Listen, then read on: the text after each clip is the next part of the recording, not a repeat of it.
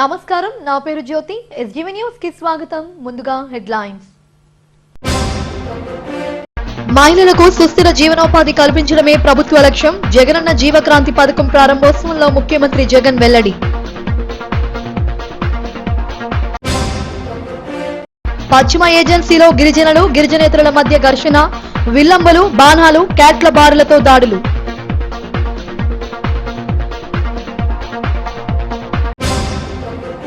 Jagananna cricket tournament కు 6,000 వరకు క్రీడాకారులు హాజరు.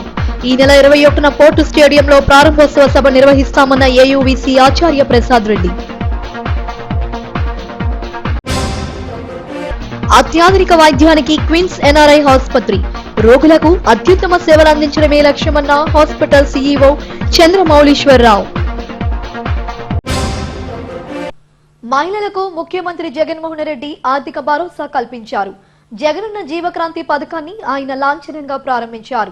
రాష్ట్ర వ్యాప్తంగా 1,869 కోట్ల వ్యయంతో 2,50,000 గొర్రెలు, మేకలను పంపిణీ చేశారు. వైఎస్ఆర్ చేయూత, ఆసరా పథకాల్లో అక్క చెల్లెమ్మలకు స్వయం ఉపాధి కల్పించే దిశగా ప్రభుత్వం ముందడుగు వేసింది. రాష్ట్ర వ్యాప్తంగా జగనన్న జీవక్రాంతి పథకం ద్వారా లబ్ధిదారులకు గొర్రెలు, మేకలను పంపిణీ చేశారు. తాడేపల్లిలోని సీఎం క్యాంప్ కార్యాలయం నుండి ముఖ్యమంత్రి జగన్ వర్చువల్ విధానంలో ప్రారంభించారు. రాష్ట్ర వ్యాప్తంగా మేలుజాతికి చెందిన 2,50,000 మేకలు, గొర్రెల యూనిట్లను పంపిణీ చేశారు. ఈ కార్యక్రమం ప్రారంభోత్సవం సందర్భంగా జగన్ తాటియాకులతో రూపొందించిన గొడుగు, గొంగలి కప్పుకొని మేకపిల్లను లబ్ధిదారులకు అందజేశారు.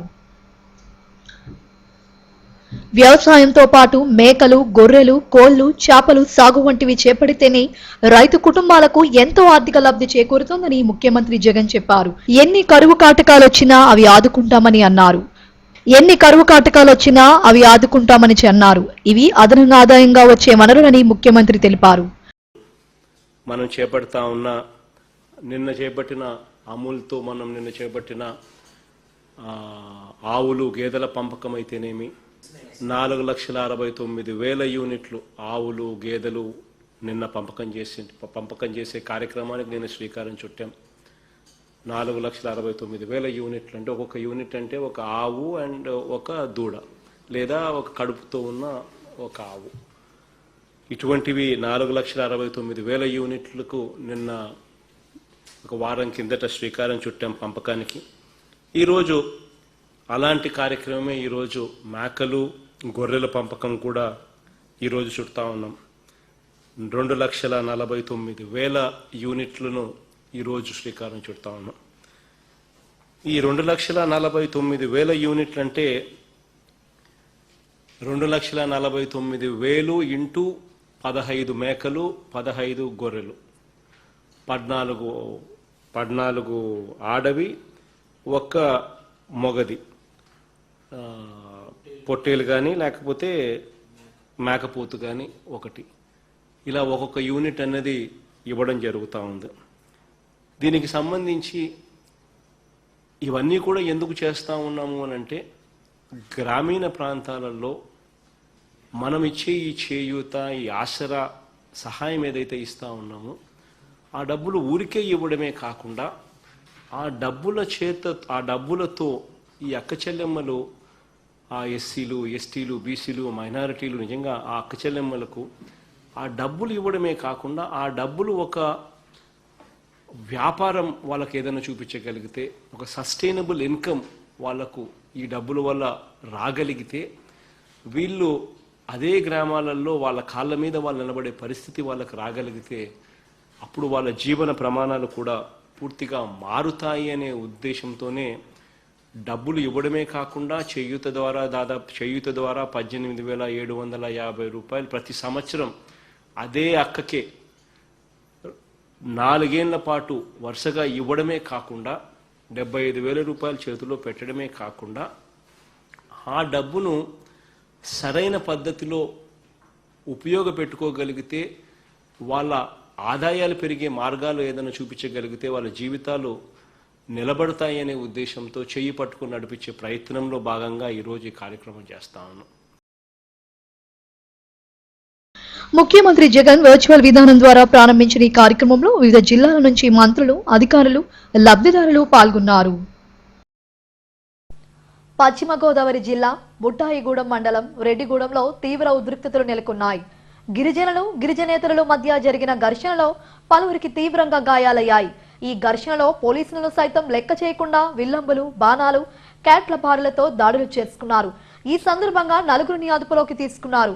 అదుపులోకి తీసుకున్న గిరిజనులు విడుదల చేయాలంటూ పోలీస్ జీపును అడ్డుకున్నారు. దీంతో అక్కడ ఉద్రిక్త పరిస్థితి నెలకొంది.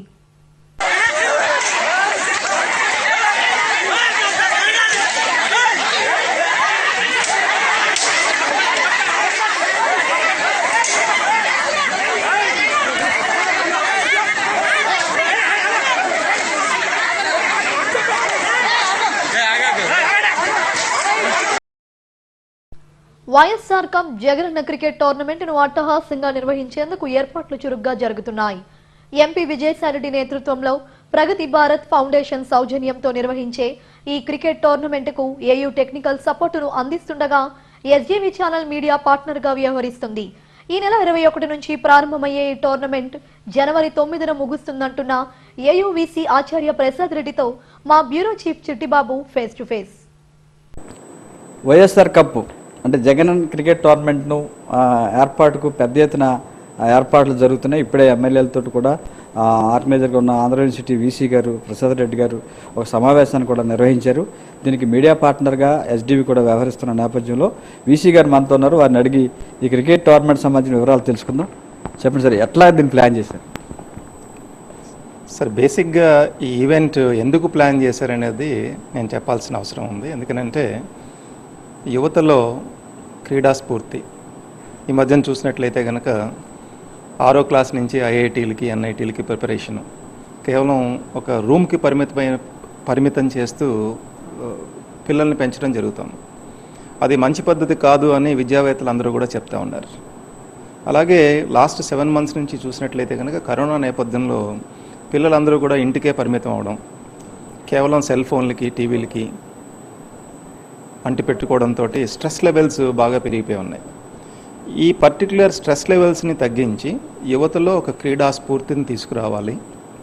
క్రీడల ద్వారా మాత్రమే మానసిక వికాసం అనేది కలుగుతుంది అనేటువంటి నేపథ్యంలో విజయసాయిరెడ్డి గారు జగన్మోహన్ రెడ్డి గారి బర్త్డే సందర్భంగా ఈ ఈవెంట్ని విశాఖపట్నంలో పెద్ద ఎత్తున ప్రోత్సహించినట్లయితే విశాఖపట్నంలో ఉన్నటువంటి యువతలో ఒక రకమైనటువంటి క్రీడా స్ఫూర్తి, అలాగే వాళ్ళలో ఒక మానసికమైనటువంటి ధైర్యం, గెలుపును కానీ ఓటమిని కానీ తట్టుకునేటువంటి శక్తి వచ్చి దేశానికి రాష్ట్రానికి ఉపయోగపడేటువంటి పౌరులుగా మారతారు అనేటువంటి నేపథ్యంలో ఈ కాన్సెప్ట్ని వారు డిజైన్ చేయడం జరిగింది.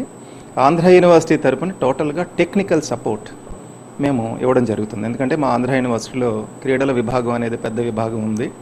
ఈ చుట్టుపక్కల ఉన్నటువంటి పిల్లలందరూ కూడా మా కాలేజీల్లోనే చదువుతున్నారు కాబట్టి ఆంధ్ర యూనివర్సిటీ టెక్నికల్ సపోర్ట్ ఇవ్వడం జరుగుతుంది. టోటల్గా 400 టీమ్స్ ఈ 98 వార్డ్స్ నుంచి దీంట్లో పార్టిసిపేట్ చేస్తున్నారు. మరి ఈ మ్యాచ్ ఎలా జరుగుతుందంటే 12 over మ్యాచ్, ఇది 12 hours. కాబట్టి టోటల్గా ఈ 400 టీమ్స్కి సంబంధించినటువంటి ఈవెంట్ని టెక్నికల్గా అంతా కూడా డిజైన్ చేయడం జరిగింది. ప్రతి గ్రౌండ్లోనూ కూడా ఫిజికల్ డైరెక్టర్స్ కానీ ఎంపైర్స్ కానీ ఆంధ్ర యూనివర్సిటీ తరపునే కూడా చూసుకోవడం జరుగుతుంది. ఇది ఒక very good event, mega event. ఇది ఒక మెగా ఈవెంట్. దీంట్లో పార్టిసిపేట్ చేసిన అందరికీ కూడా చాలా హెవీ ప్రైజెస్ కూడా ఉన్నాయి. కాబట్టి పిల్లలు పెద్ద సంఖ్యలో పాల్గొంటే కనుక వాళ్ళకి ఇది ఉపయోగంగా ఉంటుంది. టోటల్గా సార్, ఇప్పుడు అంటే ముఖ్యమంత్రి గారు పుట్టినరోజు సందర్భంగా దీన్ని ప్రారంభోత్సవం చేసి తర్వాత దీని షెడ్యూల్ ఎట్లా ఉంటుంది సార్? ఇది ఇనాగరల్ ఈవెంట్ 21st ముఖ్యమంత్రి గారి జన్మదినాన్ని రోజున స్టార్ట్ అవుతుందండి. మన విశాఖపట్నంలో ఉన్నటువంటి పోర్ట్ స్టేడియంలో స్టార్ట్ అవుతుంది. ఆ రోజున 400 టీమ్స్ అంటే 6000 మంది, ఆల్ 6000 మెంబర్స్ ఆ రోజున ఈవెంట్కి రావడం జరుగుతుంది. ఆల్మోస్ట్ ఒక ప్రొఫెషనల్ ఈవెంట్ ఎలా అయితే ఇనాగరేషన్ అవుతుందో అదే టైప్లో ఇనాగరేషన్ జరుగుతుంది. అలాగే ఈ మ్యాచెస్ అన్నీ కూడా ఎండింగ్ డేట్ 9th January అవుతుందండి. సో 21st December స్టార్ట్ అవుతుంది, 9th January ఎండ్ అవుతుంది. ఈ 21st December అనేది సీఎం గారి జన్మదినాన్ని మనం ఆ సందర్భంగా చేస్తున్నాము. అలాగే January 9th కూడా ఒక ప్రత్యేకత ఉంది సార్. వారు పాదయాత్ర కంప్లీట్ చేసి 2 years అవుతుంది కాబట్టి ఆ 2 డేట్స్ చాలా సిగ్నిఫికెంట్ డేట్స్ ఆంధ్రప్రదేశ్లో ప్రతి యువతికి కూడా. అంటే బికాజ్ వారు ఒక స్ఫూర్తి. ఎన్నో కష్టాలని ఎదుర్కొంటూ కష్టాల మధ్యలో కూడా కష్టాలని నష్టాలని దిగముందుకుంటూ కూడా ముందుకు సాగించవచ్చు, ముందుకు ప్రయాణం సాగించవచ్చు. ఒక గోల్ అనేది పెట్టుకున్నట్లయితే కనుక గోల్ దిశగా మనిషి కష్టపడితే అది డెఫినెట్గా ప్రయాణించగలడు అనే దానికి వారు ఒక ఎగ్జాంపుల్. కాబట్టి డెఫినెట్గా ఆ ఒక రోల్ మోడల్ పర్సనాలిటీ, అటువంటి రోల్ మోడల్ని ఊహించుకునే యువత ముందుకెళ్లాల్సినటువంటి ఆవశ్యకత ఉంది. కాబట్టి ఈ 2 డేట్స్ తీసుకోవడం జరిగింది. దీనికి అంటే ప్రోత్సాహం కానీ ఈ నగదు బహుమతి కానీ ప్రైజెస్ ఏమైనా ఉన్నాయి సార్? ఇవన్నీ కూడా ఆనరబుల్ ఎంపీ విజయసాయిరెడ్డి గారు వారు స్వయంగా చూసుకుంటున్నారు సార్. చాలా భారీ ప్రైజెస్ ఉన్నాయి. దీంట్లో ఆడిన ప్రతి క్రికెటర్కి కూడా ప్రైజెస్ ఉన్నాయి, ప్రతి టీంకి కూడా ప్రైజెస్ ఉన్నాయి, అలాగే పూల్ లెవెల్లో ప్రైజెస్ ఉన్నాయి, ఫైనల్గా ప్రైజెస్ ఉన్నాయి సార్. చాలా it's a very big event. ఆ టెక్నికల్ డీటెయిల్స్ అన్ని మా ఫిజికల్ డైరెక్టర్ మీకు అందజేస్తారు సార్. ఎలా అప్రోచ్ అవ్వాలండి దీనికి? ఆ క్రికెట్లో టీంలో పాల్గొన్నాం సార్. దీనికి అంటే ఆన్లైన్ రిజిస్ట్రేషన్స్ లాస్ట్ 1 వీక్ నుంచి జరుగుతున్నాయి సార్. అది కాకుండా ఆఫ్లైన్ ప్రతి అసెంబ్లీ లెవెల్ సెగ్మెంట్లోనూ కూడా ఆఫ్లైన్ అంటే వార్డ్ లెవెల్లో రిజిస్ట్రేషన్ కౌంటర్స్ పెట్టడం జరిగింది. ఆల్రెడీ 5 రోజులు బట్టి రిజిస్ట్రేషన్స్ అవుతున్నాయండి. 400 టీమ్స్కి ఇంచుమించుగా దగ్గరలోకి ఆల్రెడీ అయిపోయింది. బహుశా ఐ థింక్ రేపటితో కూడా క్లోజ్ కూడా చేసేస్తాం. అంటే ఎక్స్పెక్టెడ్ 400 అనుకుంటే చాలా ఎక్కువైనాయి. ఇంకా అంటే టోటల్గా మనం టెక్నికల్ టీమే సపోర్ట్ చేస్తూ అంటే ఎన్ని గ్రౌండ్స్ అంటే నియోజకవర్గ పరిధా లేకపోతే దీన్ని నగరం పరిధి తీసుకున్నారా, ఎట్లా తీసుకున్నారు సార్? ఇది విశాఖపట్నం జీవీఎంసీలో 98 వార్డ్స్ ఉన్నాయి సార్. ఈ 98 వార్డ్స్లో విశాఖపట్నంలో అసెంబ్లీ సెగ్మెంట్ వైజ్ చూసినట్లయితే కనుక వైజాగ్లో 4 అసెంబ్లీలు ఉంటాయి, నార్త్, ఈస్ట్, సౌత్, వెస్ట్. అలాగే భీమిలి, పెందుర్తి, అనకాపల్లి, అంటే టోటల్గా 8 వచ్చాయి. కాబట్టి 8 గ్రౌండ్స్ ఐడెంటిఫై చేయడం జరిగిందండి. సో 8 పూల్స్ కింద కానీ 7 పూల్స్ కింద కానీ ఫైనల్గా అంటే ఈ ఫిజికల్ డైరెక్టర్స్ వాళ్ళు డెసిషన్స్ తీసుకుంటారు.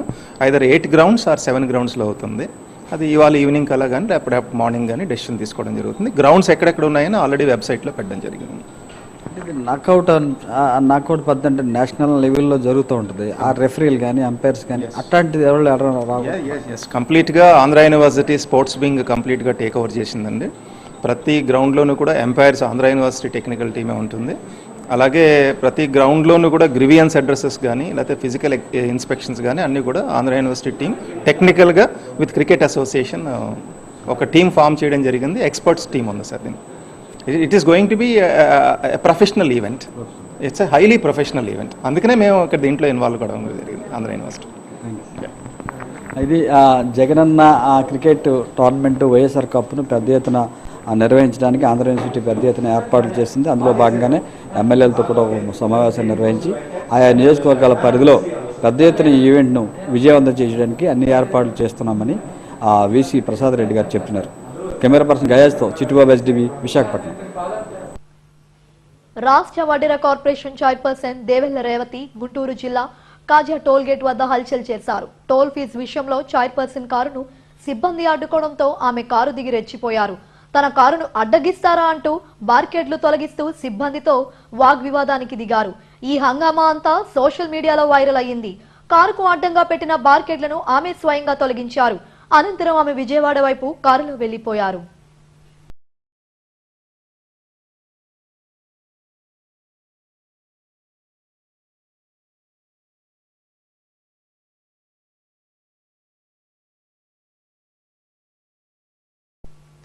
అన్నిటికంటే ఆరోగ్యమే మిన్న. ఆరోగ్యానికి మించిన ఆస్తి లేదు. ఎలాంటి అనారోగ్యమైనా క్వీన్స్ ఎన్ఆర్ఐ ఆసుపత్రిలో అధునాతన వైద్యాన్ని అందుబాటులో అందిస్తారు. ఏ సూపర్ స్పెషాలిటీ వైద్య చికిత్సకైనా అంకిత భావంతో సేవలందిస్తారు. ఎన్ఆర్ఐ ఆసుపత్రి సేవలపై ప్రత్యేక కథనం. ఉత్తరాంధ్రలో అంతర్జాతీయ ప్రమాణాలతో అత్యుత్తమ వైద్య సేవలకు క్వీన్స్ ఎన్ఆర్ఐ ఆసుపత్రి కేర్ ఆఫ్ అడ్రస్ గా నిలుస్తోంది. మోడర్న్ మెడికల్ ఎక్విప్మెంట్, నిపుణులైన వైద్య బృందం, అంకిత భావంతో పనిచేసే పారామెడికల్ సిబ్బంది, 430 పడకలు, 25 సంవత్సరాలుగా రోగులకు మెరుగైన వైద్యం, ఇవన్నీ క్వీన్స్ ఎన్ఆర్ఐ ఆసుపత్రి సొంతం. లండన్లో వైద్య వృత్తిలో 30 సంవత్సరాల అనుభవం గడించిన డాక్టర్ రంగారావు చలసాని, డాక్టర్ విజయలక్ష్మి చలసానిలు ప్రజలకు అంతర్జాతీయ ప్రమాణాలతో అత్యుత్తమ వైద్య సేవలు అందించాలని సంకల్పించి 1995లో విశాఖ నగరంలో క్వీన్స్ ఎన్ఆర్ఐని నెలకొల్పారు. సంస్థ chairperson doctor Vijayalakshmi Chalasani, managing director doctor Shailesh Chalasani, executive director Usha చలసానిల నేతృత్వంలో క్వీన్స్ ఎన్ఆర్ఐ ఆసుపత్రిని స్పష్టమైన మిషన్, విజన్, విలువలతో నిర్వహిస్తున్నారు. సాధారణ జ్వరం నుండి సూపర్ స్పెషాలిటీ వైద్య సేవల వరకు అన్ని వర్గాలకు అందుబాటులో ఉండేలా వైద్య సేవలు అందించడం ఇక్కడి ప్రత్యేకత. నిత్యం వందలాది మంది రోగులు ఓపీ సేవలు పొందుతుంటారు. Cardiology, neurology, nephrology, gastroenterology, endocrinology, orthopaedics, interventional radiology and imaging, laparoscope and video endoscopic surgery, ophthalmology, neuro surgery, gynaecology, paediatrics ఇలా చెప్పుకుంటూ పోతే క్వీన్స్ ఎన్ఆర్ఐ ఆసుపత్రులు అన్ని వ్యాధులకు నిపుణులైన వైద్య బృందంతో సేవలు అందిస్తున్నారు. 24/7 ఎమర్జెన్సీ సర్వీసెస్, కీలక సర్జరీలు నిపుణులైన వైద్య బృందం అందిస్తోంది.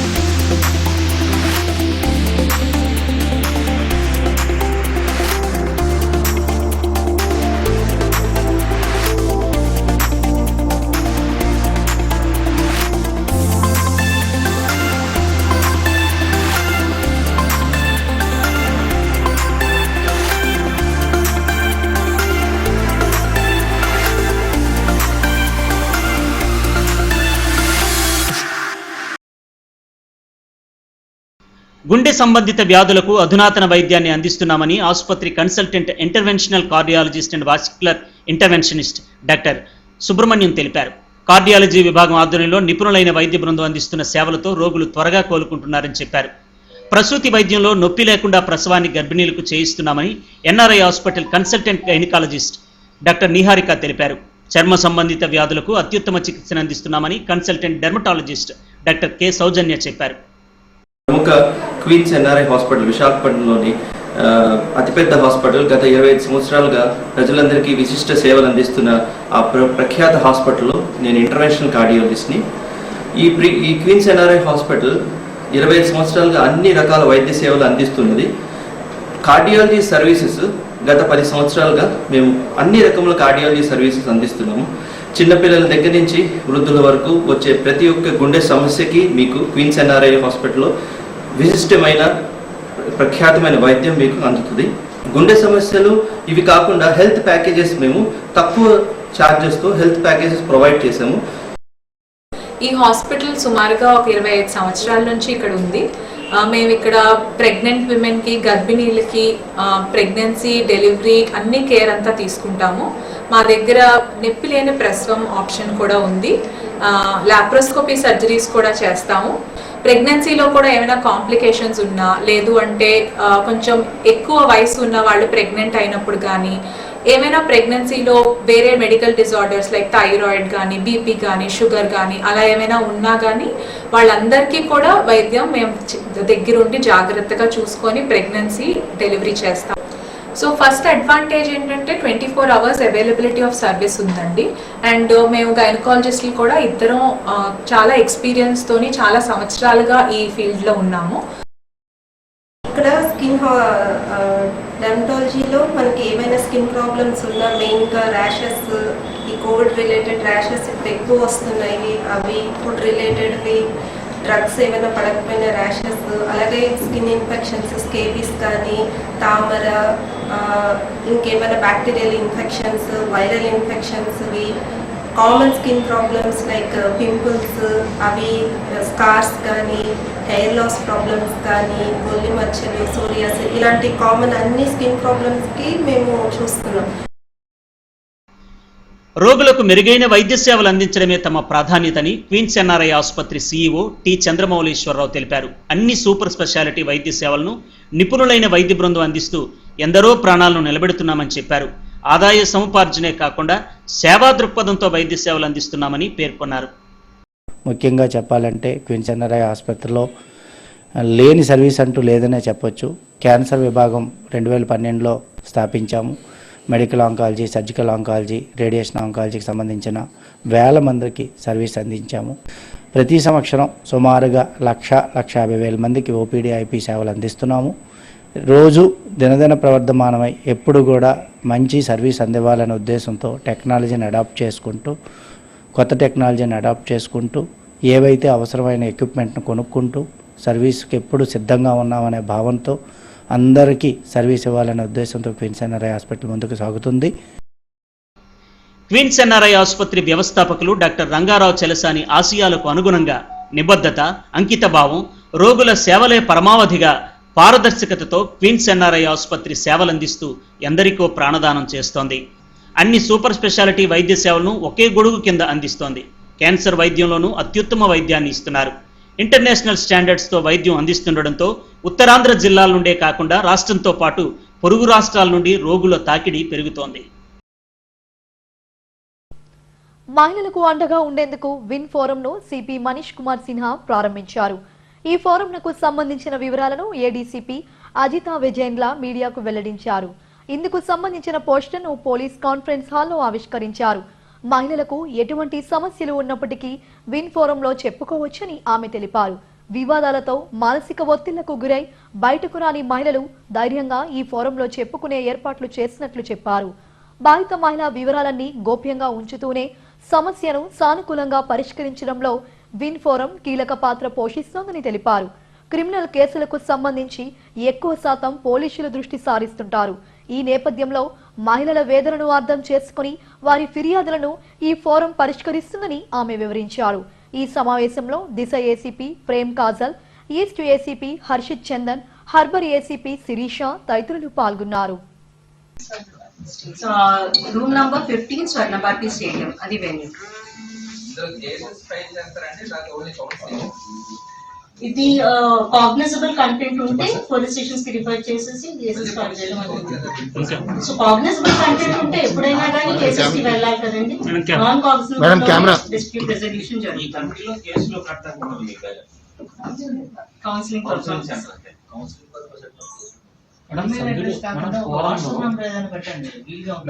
సభ్యులు ముగ్గురు మహిళా అధికారులు ఎవరైనా ఉంటారా?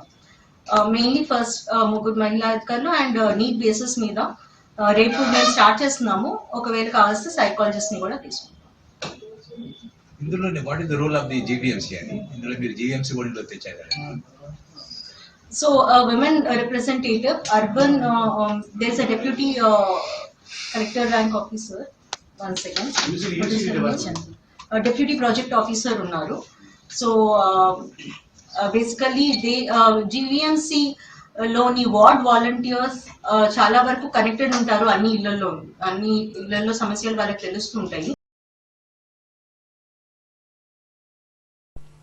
వన్ టౌన్ లోని కొబ్బరి తోట కేంద్రంగా జరుగుతున్న గంజాయి వ్యాపార గుట్టును టాస్క్ ఫోర్స్, స్పెషల్ ఎన్ఫోర్స్మెంట్ బ్యూరోలు రట్టు చేశారు.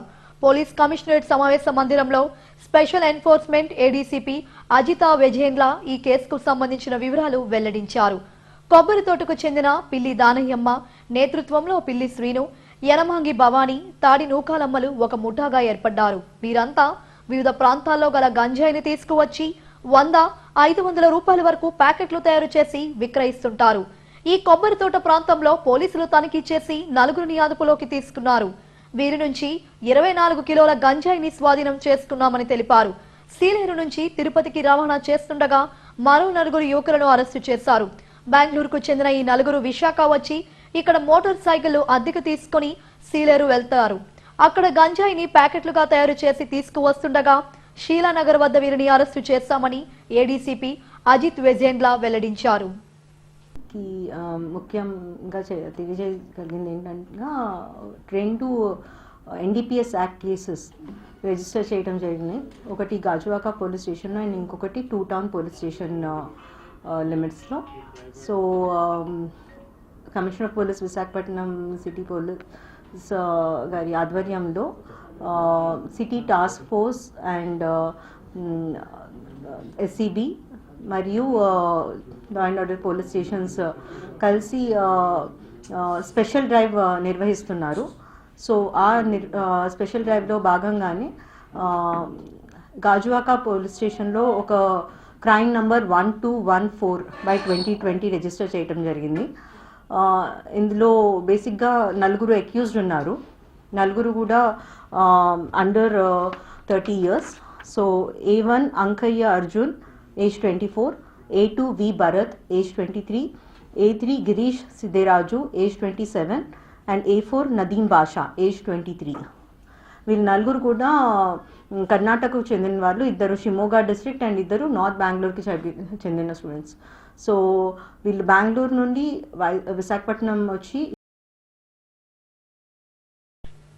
తిరుమలలోని శ్రీ వరహస్వామి ఆలయంలో బాలాలయ సంప్రోక్షణ కార్యక్రమాన్ని వైదికులు ఆగమోక్తంగా నిర్వహించారు. స్వామివారి ఆలయంలో ఏర్పాటు చేసిన యాగశాలలో వేం చేసిన శ్రీదేవి భూదేవి సమేత వెంకటేశ్వర స్వామిని వరహస్వామి వారి ఉత్సవాలను సుప్రభాత సేవతో మేల్కొల్పారు. విశేష పూజలు నిర్వహించారు. అనంతరం వరహస్వామి వారి ప్రధాన హోమగుండంలో పూర్ణాహుతి కార్యక్రమం చేశారు. ఈ సందర్భంగా ఈవో జవహర్ మాట్లాడుతూ వరహస్వామి వారి ఆలయ విమాన గోపురానికి బంగారు పూత పోయబడిన రాగిరేకులు అమర్చేందుకు బాలలాయం నిర్వహించినట్లు చెప్పారు. బంగారు తాపడం పనులు పూర్తి కావడానికి 5 నెలల సమయం పడుతుందని, అప్పటి వరకు భక్తులకు వరహస్వామి వారి మూల విరాట్ను దర్శనం ఉండదన్నారు. ఈ కార్యక్రమంలో పెద్ద జియర్, చిన్న జియర్, స్వామివార్లు, వేణుగోపాల దీక్షితులు, వైదికులు, ఋత్వికులు పాల్గొన్నారు.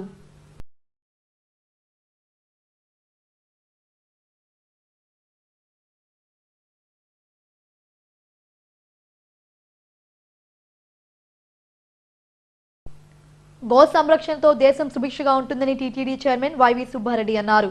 గోవుకు పురాణాల్లో విశిష్ట స్థానం ఉందని, గోమాతను పూజించి రక్షిస్తే అనేక మంచి ఫలితాలు కలుగుతాయన్నారు. హైదరాబాద్ జూబ్లీహిల్స్ లోని శ్రీ వెంకటేశ్వర స్వామి ఆలయంలో గుడికో గోమాత కార్యక్రమాన్ని టీటీడీ చైర్మన్ ప్రారంభించింది. అనంతరం మీడియాతో మాట్లాడారు. హిందూ ధర్మ రక్షణలో భాగంగా టీటీడీ గుడికో గోమాత కార్యక్రమాన్ని ప్రారంభించిందన్నారు. ఈ కార్యక్రమాన్ని మరింత విస్తృతం చేయడానికి ప్రతి ఒక్కరూ ముందుకొచ్చి టీటీడీకి దేశవాళీ ఆవులను దానంగా ఇవ్వాలని కోరారు. ముఖ్యమంత్రి జగన్మోహన్ రెడ్డి ఆమోదంతో గో సంరక్షణ కార్యక్రమానికి టీటీడీ శ్రీకారం చుట్టిందని తెలిపారు. తొలి విడతగా ఈ నెల 7న విజయవాడ కనకదుర్గ ఆలయంలో కార్యక్రమం ప్రారంభించామని, 2వ విడతగా తెలంగాణలో ఇప్పుడు గుడికో గోమాత కార్యక్రమాన్ని ప్రారంభించినట్లు వెల్లడించారు.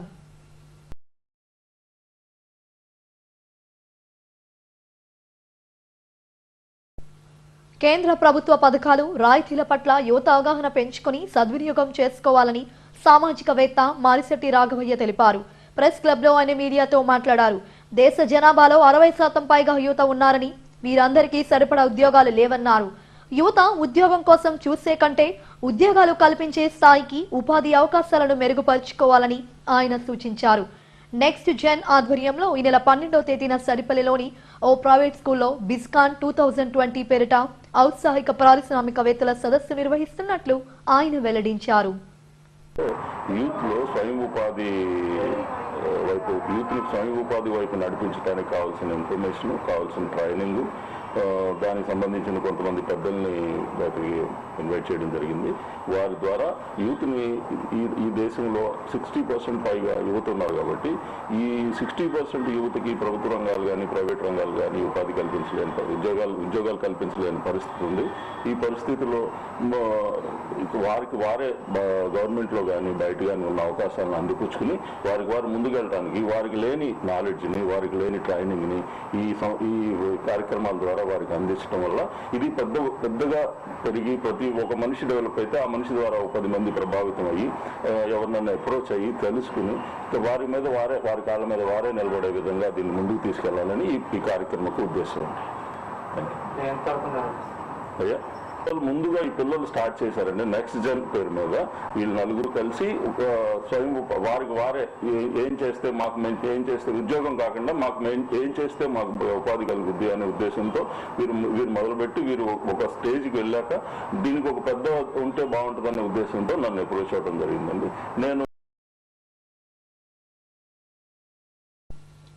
మానవ హక్కుల ప్రాధాన్యతను ప్రతి ఒక్కరూ గుర్తించాలని హ్యూమన్ రైట్స్ కౌన్సిల్ కార్యదర్శి మంత్రి శ్యామ్ ప్రసాద్, వైసీపీ నాయకుడు మంత్రి రాజశేఖర్లు తెలిపారు.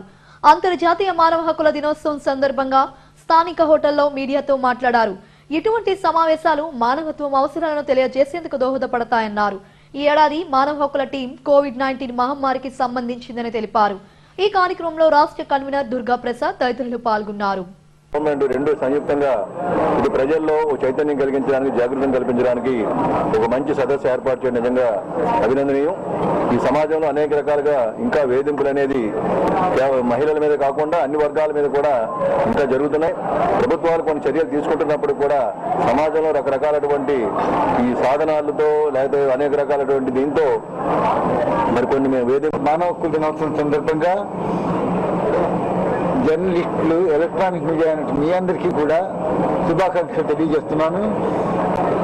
ఈరోజు మానవ హక్కుల పరిరక్షణ కోసం మాతో పాటు కలిసి వచ్చినటువంటి chief executive officer, security department వాళ్ళకు కూడా మేము ప్రత్యేకంగా అభినందనలు తెలియజేస్తున్నాం.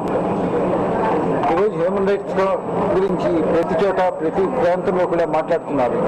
అయితే తీసుకునే చర్యలు చాలా తక్కువ. వివక్ష లేని మానవ సమాజ నిర్మాణం కోసం కృషి చేస్తున్నట్లు హ్యూమన్ రైట్స్ మిషన్ రాష్ట్ర అధ్యక్షుడు కంచర్ల జాన్ బాబు అన్నారు. అంతర్జాతీయ మానవ హక్కుల దినోత్సవం సందర్భంగా గాజువాకలో హ్యూమన్ రైట్స్ మిషన్ ఆధ్వర్యంలో అవగాహన సదస్సు నిర్వహించారు. ఈ సందర్భంగా సంస్థలో నూతనంగా సభ్యత్వం తీసుకున్న వారికి గుర్తింపు కార్డులను అందజేశారు. జిల్లా అధ్యక్షుడు విశ్వనాథ్ అధ్యక్షతన జరిగిన సమావేశంలో రాష్ట్ర ఉపాధ్యక్షులు జొన్నపోటి విజయ్ కుమార్, తంగప్పన్న తదితరులు పాల్గొన్నారు. మాట్లాడుకోవడానికి మనం ఇక్కడ చేరి ఉన్నాం. అట్ ద సేమ్ టైం ఈ రోజు సందర్భంగా ఇంటర్నేషనల్ హ్యూమన్ రైట్స్ డే సందర్భంగా మన యొక్క విశాఖ జిల్లా అండ్ స్టేట్ కమిటీస్ తరఫున ఇక్కడ ప్రక్కనే జగ్జంక్షన్ దగ్గర ఉన్నటువంటి డిజైర్ సొసైటీ అనేటువంటి ఒక సొసైటీలో ఉన్నటువంటి చిన్న పిల్లలు, ఎయిడ్స్ విక్టిమ్ ద్వారా బాధపడుతున్నటువంటి పిల్లలు ఉన్నారు. వాళ్ళకి మన సొసైటీ ద్వారా ఒక హ్యుమానిటీని, చారిటీని వాళ్ళు కూడా తెలియజేస్తూ వాళ్ళ పిల్లలందరికీ మధ్యాహ్నం భోజనం, వాళ్ళకి పండ్లు, వాళ్ళకి కావాల్సినటువంటి నీట్ అయినటువంటి కొన్ని వస్తువులు కూడా ఇవ్వాలని మన సొసైటీ నిర్ణయించింది. దీని యొక్క కారణాల చేత మనం ఇది. హెడ్లైన్స్ మరోసారి. మహిళలకు సుస్థిర జీవనోపాధి కల్పించడమే ప్రభుత్వ లక్ష్యం. జగనన్న జీవక్రాంతి పథకం ప్రారంభోత్సవంలో ముఖ్యమంత్రి జగన్ వెల్లడి. పశ్చిమ ఏజెన్సీలో గిరిజనులు, గిరిజనేతరుల మధ్య ఘర్షణ, విల్లంబులు, బాణాలు, క్యాట్ల బారులతో దాడులు.